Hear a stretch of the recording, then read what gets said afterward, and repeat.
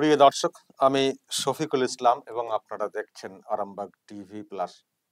অনেকদিন পরে এই চ্যানেলে ভিডিও আপলোড করলাম। আসলে আহ, একটু ওদিকেই ঝুঁকেছিলাম আর কি, আরামবাগ টিভিতে। তো প্লাসের ভিডিও করা হচ্ছিল না, তো ভাবছি যে এবার করব একটা করে হলেও।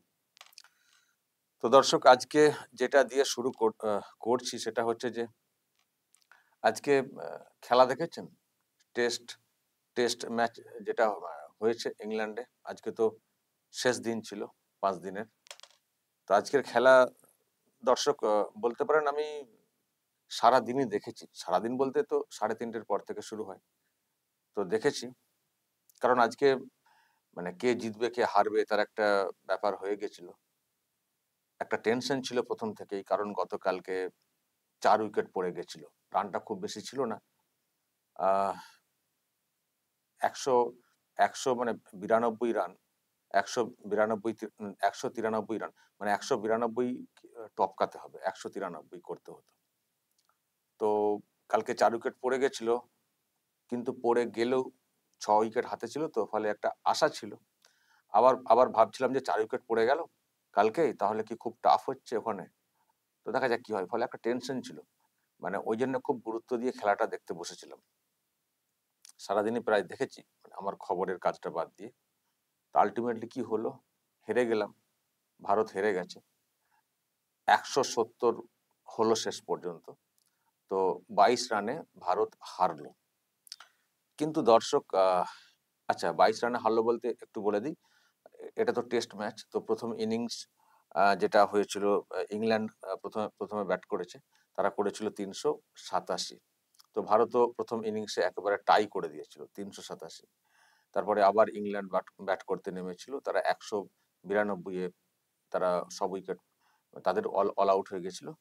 তো ফলে 193 রান করতে হতো, কিন্তু 170-এ থেমে গেছে ভারতের ইনিংস। কিন্তু এই যে থেমে যাওয়া, যারা দেখেছেন তারা জানেন, থেমে অনেক আগেই যেতে পারতো, অনেক আগেই থেমে যেতে পারতো।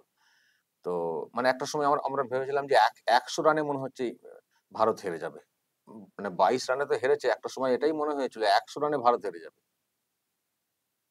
তো কিন্তু আমি মানে প্রথমে ব্যাটটা ধরার যদি বলি, তাহলে যে দুজনের খেলা, মানে যেখান থেকে ম্যাচটা একটু ধরা হলো, মানে একটু ধরলো ভারত, যেটা বলতে পারে সেটা হচ্ছে জাদেজা এবং এনকে রেড্ডি।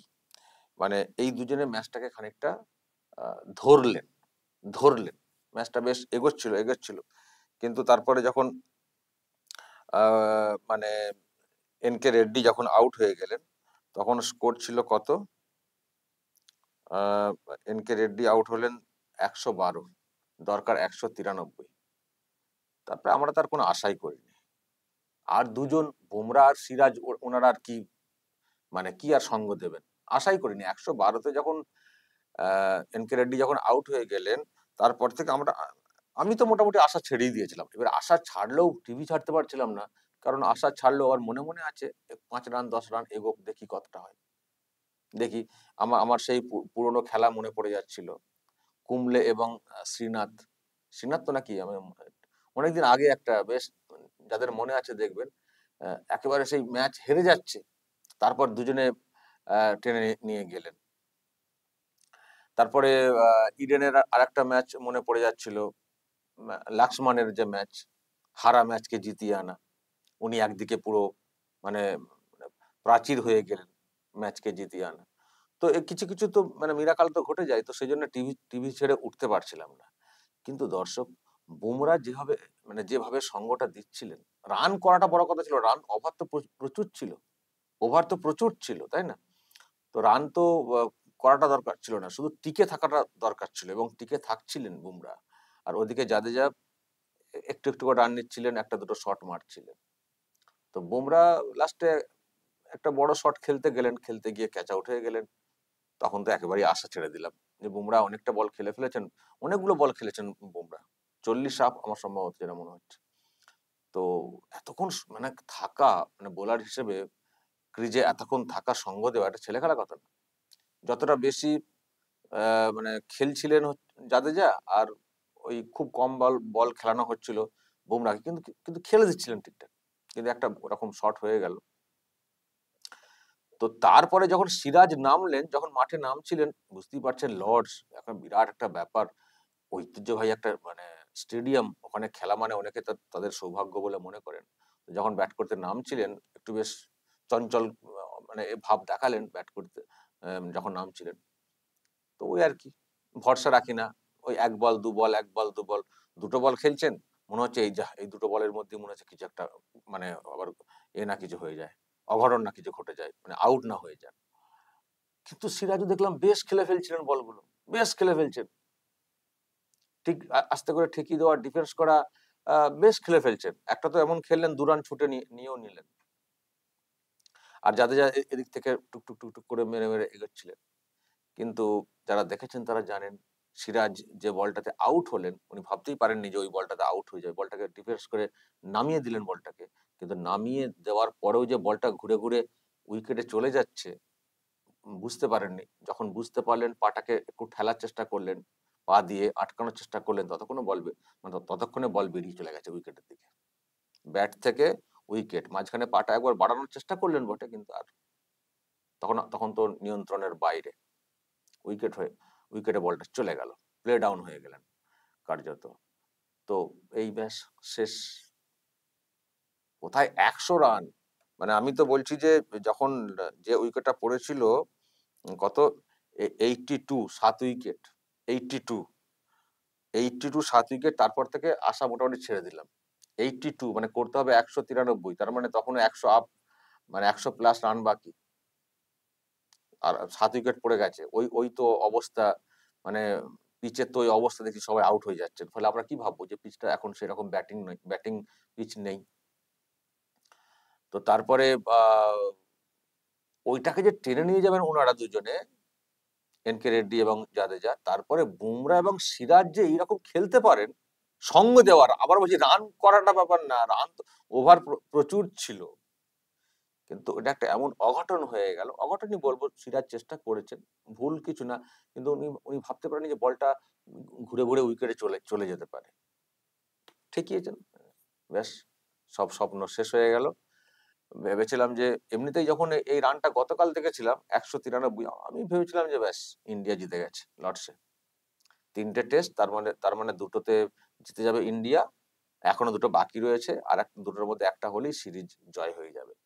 এবং সত্যি এবারে যে টিমটা খেলছে, যেটা গেছে ইংল্যান্ডে, আমি তো বলবো বিসিসিআই খুব সাহসী একটা উদ্যোগ নিয়েছে, যে পুরো ইয়াং ছেলেদের টিম, দেখছেন তো নিশ্চয় দর্শক, গিল হচ্ছেন ক্যাপ্টেন, টেস্ট টেস্ট দলের ক্যাপ্টেন গিল, তার বয়স কত, বাকি সব ইয়াং মানে, আর ওনারা সব খেলছেন তো দেখছেন ইংল্যান্ডের, আর ইংল্যান্ড ওরা টি-20 বা ওয়ানডে সেই সেই রকম স্কোর, মানে খেলা না খেলতে পারলেও, মানে একটু লম্বা রেসের ঘোড়া তো এইসব টিমগুলো, তো ওরা ভালোই খেলে, সিনিয়র টিম খেলছে, তো আমাদের টিমটা কার্যত জুনিয়র টাইপের লাগছিল।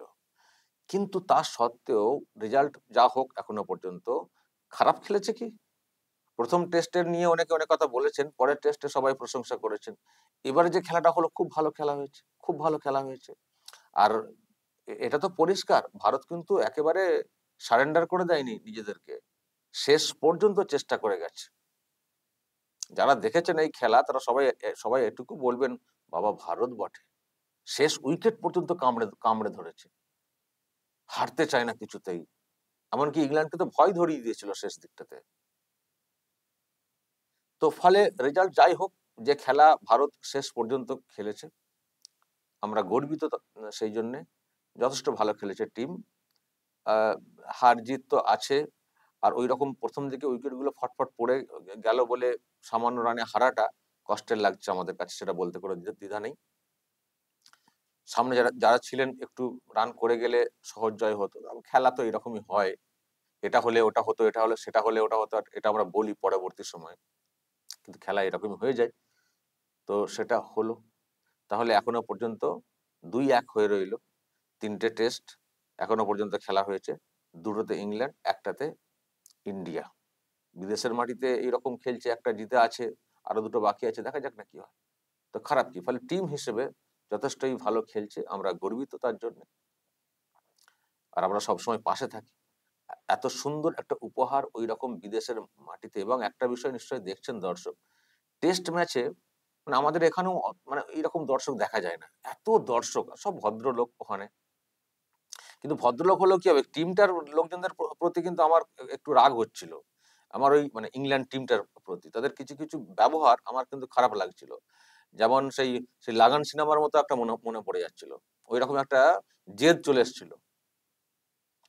বাকি দর্শকদের ক্ষেত্রে আমি যেটা বলছি, সে যে যে প্লেয়ারই খেলে উঠুন না কেন, সবাই উঠে হাততালি দিচ্ছেন, যেখান থেকে নাম ছিলেন ব্যাটসম্যানরা, দেখেছি, আপনারা দেখেছেন। তো আহ, খেলা খুব সুন্দর হয়েছে বলতে কোনো দ্বিধা নেই, ভারতও খুব ভালো খেলেছে এবং লর্ডসকে চমকে দিয়েছে বলা যায়। যারা দেখেছেন ওখানকার যারা লোকজন, তারাও চমকে গেছেন যে ভারত সহজে হারে না, সহজে হারে না, নতুন টিম দুর্দান্ত খেলছে। যাই হোক দর্শক, যদি আপনাদের কিছু বলার থাকে এই খেলা নিয়ে, কার খেলা সব থেকে ভালো লেগেছে, আর জাদেজা দেখুন শেষ মুহূর্তে কিভাবে খেলে দিচ্ছিল না, মানে পুরোনো লোক কিন্তু, মানে পুরোনো চাল ভাতে বাড়ে বলে একটা কথা আছে না, ঠিক সময় খেলে দেন এসব ছেলেগুলো। তো যাই হোক, হলো না, টিম ওয়ার্ক, একটা তো টিম ওয়ার্ক না এগুলো, টিম ফেল করলে অনেক সময় এটা হয়ে যায়। তো দর্শক বলবেন, যদি আপনাদের কিছু বলার থাকে কি করলে ভালো হতো না হতো, অনেক সময় আমরা এক্সপার্ট হয়ে যাই, ঠিক আছে, এটা এতে কোনো অন্যায় নেই, বলবেন কি করলে কি হতো না হতো, পরের যে দুটো ম্যাচ আছে সেখানেই বা কি হতে পারে, আপনাদের কি আশা ভরসা, অবশ্যই বলবেন দর্শক যা বলার। আর আমি জানি না বাংলাদেশের লোকেরা এটা দেখে খুব লাফাচ্ছেন কিনা, হেরে গেছে ভারত, হেরে গেছে ভারত, আরে হারতে পারে, কিন্তু এই হারাকে হার বলা যায় না। হারা একটা সময় সত্যি জেতা ম্যাচ মনে হয়েছিল, পরের দিকে হেরে যাচ্ছিল ইন্ডিয়া, আবার জিতে যাওয়ার মতো পরিস্থিতি তৈরি হয়েছিল, পরে হেরেছে, কিন্তু খুব মানে মন জয় করতে পেরেছে ভারত, এটা বলতে কোনো দ্বিধা নেই। তাতে বাংলাদেশরা লাফালে লাফাবেন, টেস্ট ম্যাচ একটা খেলে দেখুন না ভারতের সঙ্গে, অতীতে তো সব উদাহরণ তো রয়েছে। দর্শক বলবেন যদি আপনাদের এই নিয়ে কিছু বলার থাকে, অবশ্যই বলবেন, কমেন্ট বক্সে নজর রাখবেন আরামবাগ টিভি প্লাস।